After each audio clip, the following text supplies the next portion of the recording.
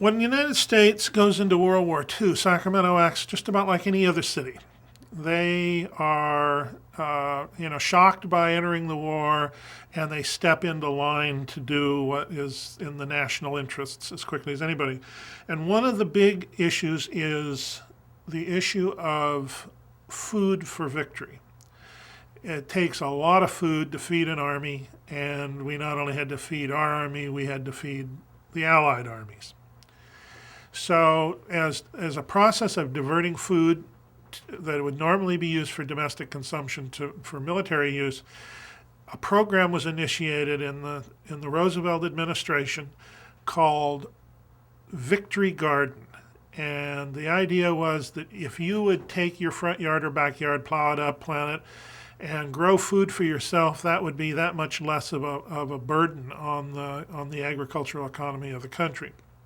And should you be able to grow a little more than that, you could donate it to a local cannery that would would can it up under the label V for Victory. Well, the Eleanor McClatchy thought this was such a good idea and was such a deserving thing that she just threw all the energies of the McClatchy family and their newspapers into this in any way they could.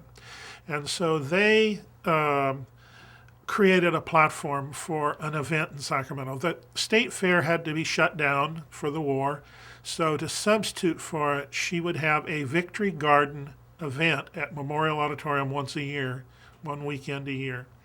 And people could bring their wares down to show, and they won a prize, and she actually had a color movie made of the process of digging up your property, planting it, growing it, canning it, and going to the Memorial Auditorium and showing it off. And that film is in itself a landmark because the guy who did it was a still photographer, never had a movie camera in his hands in his life. He went down and did it, and he edited the entire film in the camera. And one of the best sequences is he has a couple walking down a sidewalk in time lapse, and every day is one frame. So as they're moving down the sidewalk, the corn is growing. And when the corn is grown, he's up to the camera, or the couple is up to the camera, and the corn parts, and this person walks out and presents them ears of corn. And it's all done in the camera. None of it's done in an editing facility. It really is a neat piece of film. But they did wonderful things with this, all kinds of color brochures. And to end up, when it's all over, Eleanor Roosevelt writes Eleanor McClatchy and congratulates him. They win a national award for this. You know, it's an Eleanor to Eleanor letter, and it's right to the point that she's done a good job.